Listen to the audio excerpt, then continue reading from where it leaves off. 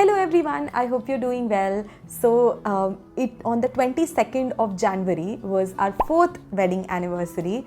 I can't believe I've been married for 4 years, but after a 2020 where we didn't get to travel anywhere, we finally decided to step out and really travel in 2021 despite everything that's happening. We were looking for all of the safe options that are available where we can go without a lot of worry, and the top destination that we were able to find was Maldives, and it was such a lovely vacation that I had there. I obviously was uploading all kinds of stories from Maldives on my Instagram, but I decided not to really vlog my entire experience of Maldives, but instead what I've done is taken a lot of clips from Maldives so that I can really make like an informative video for you. So in case you're looking to travel to Maldives, this video is going to give you all the information you need to travel to Maldives even during the COVID season. I'm going to give you all the restrictions, everything you have to keep in mind, whether it's a safe option or not, the kind of money that you'll have to spend, and every little information that you need. And with that, let's get started.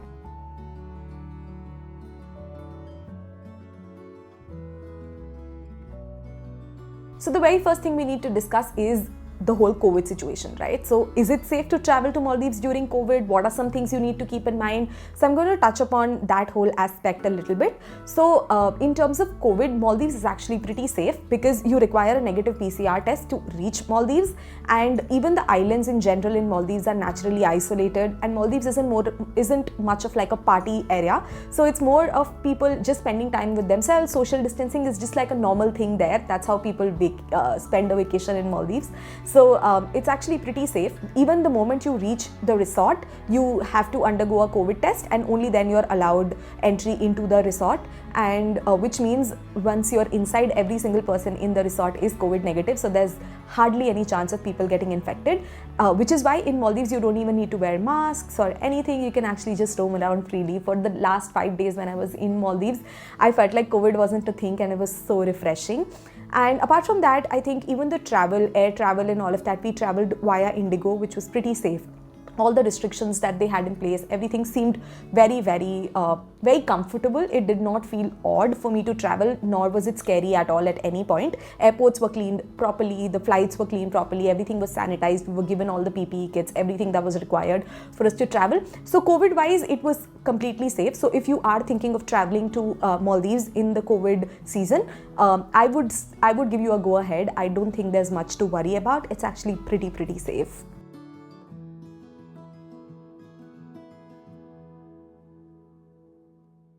So now that this whole COVID thing is out of the way, let's talk about the very first thing we need to travel internationally, which is visa. Now, thankfully for Indians in Maldives, we don't require a visa beforehand. You have visa on arrival facility that's available. So all you need are a couple of documents. So I'm going to give you the list of documents that you need. So you of course need your passport. Apart from that, you need your return travel bookings and all of that. You need your hotel stay information, the resort where you're staying and the hotel tickets, all the reservation details for that. You also need a negative PCR test, which is the COVID test, so which needs to happen 48 hours before you board the flight. So we were reaching on the 22nd on Maldives, so we got the test done on the 20th, we got the report on the 21st, and that's the report that we carried to Maldives. So you need to get a negative PCR test done. And the last thing you need is an IMUGA form. So basically, the government of Maldives has a form that you need to fill out, which has all of your health declarations and things in place that you need to just keep there keep it in that form for their records. So you need to fill out the IMUGA form. I'll leave the link to that in the description box below. And yeah, these are just all of the documents you need. There's no pictures, nothing, no money, nothing's required.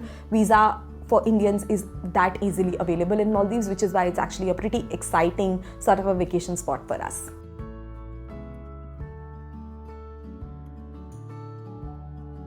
Now let's talk about the next most important thing, which is your travel, right? So to travel from India to Maldives, there are a lot of flights available from a lot of different airports. Because we traveled from Bangalore, we actually have direct flights available, but for some reason I wasn't able to get a direct flight from Bangalore to Malé. So what we got was a flight from Bangalore to Bombay, and then from Bombay to Malé. That's the flight that we booked. And while coming back from Malé, we actually got a direct flight from Malé to Bangalore. The reason why this happened with us was because we booked like a day in advance. We planned our trip like legit last minute. So all of the flights, I'm assuming, were booked out. But if you live in Bombay or if you live in Kochi, these are places from which we have a lot of regular flights going out to Malé directly. But apart from that, there are a lot of connecting flights available anyway, so you can always take that. In terms of pricing, you would end up paying about 15,000 rupees round trip for one person.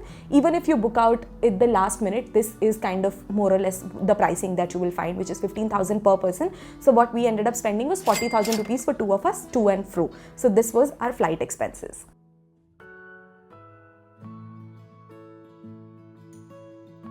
The next thing we need to talk about is airport transfers. So the moment you land in Maldives, essentially Maldives is an island nation, which means the whole nation is made up of a lot of different islands. So the moment you land like right next to a sea, and you are welcomed by the beautiful blue Maldivian waters, which is absolutely beautiful. But to reach your island, there are three possible ways that you can take. One is the government-run ferry. Number two is speedboat, and number three is your seaplane, which is an aeroplane that actually takes off from the sea and lands in the sea. Now, depending on how far your resort is from the airport, you will have to decide on which would be the best option for you to take. The cheapest is, of course, the government-run ferry, and the most expensive is the seaplane. Our resort, the resort that we stayed on, was at this island called Fas Mendu, which is actually really far from Maldives airport, which is the Malé airport. So the best option for us, the most time effective option for us, was to take the seaplane. And even otherwise, I was actually quite excited about taking the seaplane because I had never sat on a plane that took off from water and landed on water. So it was absolutely beautiful. So we took the seaplane, which costed us $800 per person, which is about 60,000 rupees per person. So 1,20,000 was the kind of money that we had to spend just to go from airport to our resort and back. So 60,000 rupees is the price of a round trip fee for the airplane. I hope that helps. And in terms of ferry and in terms of speedboat, you can easily wrap it up under $100. So that's significantly less expensive, but seaplane is quite an experience on its own. So if you have the budgets, I would highly recommend that you try that out. The next thing that we're going to talk about is the resort in itself. Now, Maldives has all kinds of resorts available, okay? You can go for something super basic, something that absolutely fits anybody's budgets, which would cost you about 4,000 to 5,000 rupees a night. Versus you can also go to a very, very high-end resort, which would cost you like 5 lakh, 6 lakh rupees a night. Now, I wasn't excited about taking either option, so I took something that was bang in the middle of that. So the resort that we stayed at was called Emerald Beach Resorts and Spa. This was, like I said, at the Fas Mendu Island, which is actually quite far away from the airport. The reason why it's a good idea to take a resort that's a little away from the airport is because you're not disturbed by the kind of noise of airplanes constantly going, on top of your resort. So it was like a nice quiet space. So that was interesting. The whole island, essentially the Fas Mendu Island, is taken up by this resort. So the whole island was for us. We could roam around easily, do whatever we wanted. And the resort was just absolutely beautiful. So if you are considering going to Maldives, I would highly recommend checking out the Emerald Resorts. But there are a lot of other options. There's Soneva, there's all of these 5-star hotels, Radisson, Marriott, all of that's available as well. So you can pick and choose whatever fits your budget. Now on the resort, essentially there are two kinds of stays that are available. There is something called a beach bungalow and there's something called a water villa. So a beach bungalow is essentially like a bungalow that's right next to a beach. So the moment you step out from your bungalow, you are basically enter a private beach, which is beautiful. Versus a water villa is essentially a villa that's made right in the middle of the ocean. So it's in the middle of the ocean. Basically, you take stairs down and you reach the beach. And water villa is what you see, is what all the Maldivian tourism ads talk about. It's these beautiful villas that are right on top of water, and that is absolutely beautiful. So that was something that I was very, very specific about, that if I was traveling to Maldives, I wanted to stay in a water villa. So it is expensive. I want to be very upfront about that. Maldives is not, in my opinion, Maldives is not a very budget-friendly travel destination. Yes, you can stay in a 4,000 resort, but you won't 4,000 rupee per night resort, but you won't get the best of Maldivian experience, in my opinion, because Maldives is more of like a staycation luxury spot in general.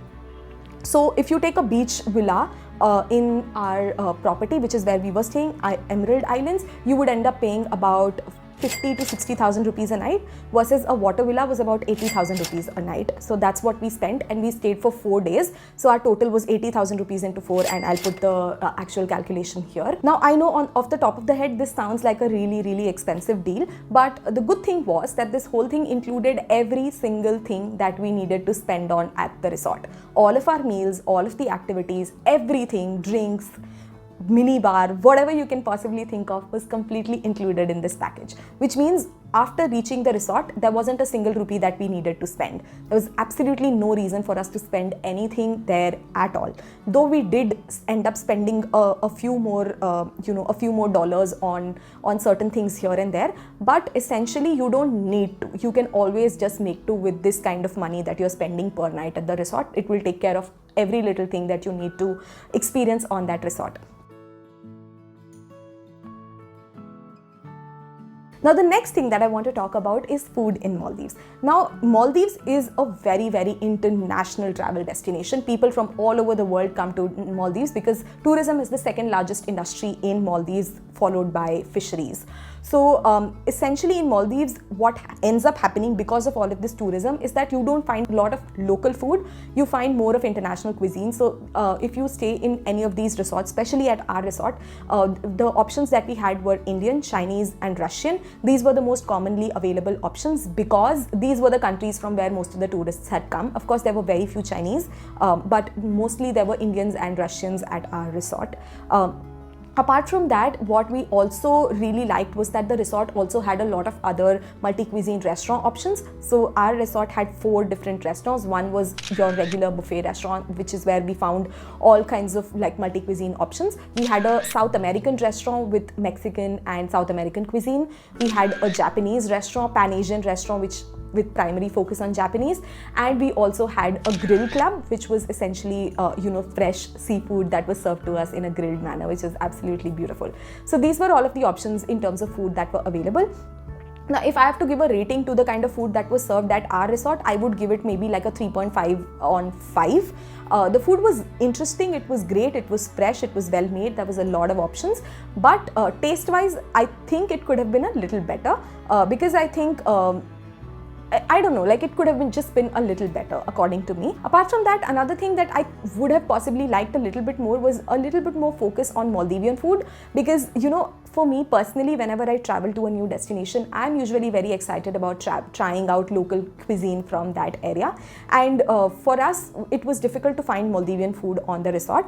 But thankfully, there was one buffet night that was dedicated to just Maldivian food. So that day, I got to eat at my heart's content. And Maldivian food is absolutely delicious. I loved it. They had a lot of like fresh seafood curries and chapati and things, and it was very tasty. The chapati, as we say it in India, it's a little different in Maldives, but the food was 100% delicious. So if you are in Maldives, I would highly recommend that you try out local food as well. Like I said, food was completely included in our package, so we didn't have to pay anything extra, but there were 2 different things for which we did pay a little extra to get that experience. Number 1 was private dining at the beach. So the resort also had this option of setting up like a private dining for 2 people right at the beach. They had done all of this beautiful decoration with fairy lights and flowers and trees and things. It was absolutely beautiful. So I would highly recommend that if you are especially going on a honeymoon, or if you're just going with your partner, it's absolutely a wonderful experience to have. Just having fresh seafood dinner right at the sea was so beautiful. So we ended up spending about $800 for this particular experience, which was 60,000 rupees for 2 people. So I would say it was super expensive, of course. We got a 4-course dinner for 2 people for this price. All of this included mostly seafood because that's what we chose, but you could go for a vegetarian option or a beef option as well, according to your preferences. And the other experience that we paid for was teppanyaki. So in the Pan-Asian restaurant that was available at the restaurant, we also booked a teppanyaki experience, which was more of a Japanese chef coming and cooking live Japanese food in front of you, which was a sight to behold. It was absolutely beautiful. And it was so entertaining in the way the whole experience was turned out. The chef did card tricks, the chef did a lot of like throwing things around and catching it. It was absolutely beautiful. So the teppanyaki experience was $100 for 2 people, which was actually quite inexpensive given the kind of food that we got and everything that we ordered. So that was great. and all of the drinks and everything that we wanted to have was completely included. So apart from just your everything that was included, we ended up spending $800 plus $100, so $900 in total for food. Now the next thing we want to talk about is water sports. So now when you're in a beachy resort, when you're on a beach vacation, of course you want to go ahead and do some water sports. So two types of water sports are available in most of the Maldivian resorts. The ones that are included in your package and the ones that are not. So the ones that were included in my package were dolphin sighting and shark feeding. So this was basically just you going on a boat and really just looking out for dolphins, hopefully spotting some, and a shark feeding experience that would happen like at a particular time at the resort itself. So that was nice. I wouldn't call this water sport, but more of like a water activity. So in terms of water sports, the different options that are available is snorkeling, scuba diving, and jet ski, and a lot of other things that I quite don't know the names for, which is I think surfing and a few other things that are available in Maldives. But most of the equipment that you need for these kind of activities was available complimentary with the kind of package that we had booked. But apart from that, for scuba diving, we had to pay $100 if we wanted. I didn't go for it. I'm super scared of water, not my thing. And even for snorkeling, the equipment was available, but if you wanted a trainer, it was available at an additional cost. So yeah, in terms of water sports, there's a lot of things you can do in Maldives, especially the water is so clear that you can actually see deep sea life, and you can go ahead and have a look at like the underwater life. It's absolutely beautiful. From what I hear, it's not something I've done, but you can see turtles, you can swim with turtles, and you can do a lot of things. There's fresh corals that you can go and see. So it's quite interesting, just not my thing.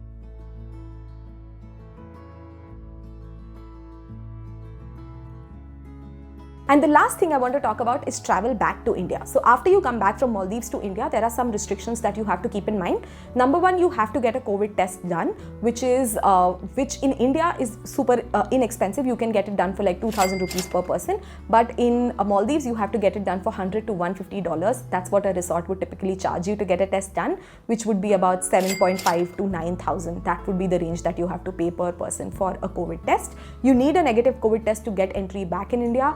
Another thing that you need is the Air Suvidha form to be filled out. So there's a Government of India form called Air Suvidha, which you need to fill out digitally in order to get exit from Maldives.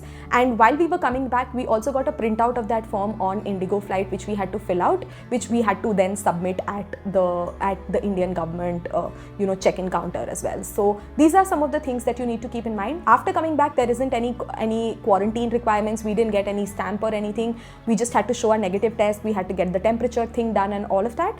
But basically beyond that, no restrictions, nothing. You can come back and resume your life like usual. But as a responsible citizen, I think it would be a good idea if you do a 14-day quarantine, home quarantine sort of a thing, just to keep everybody around you safe.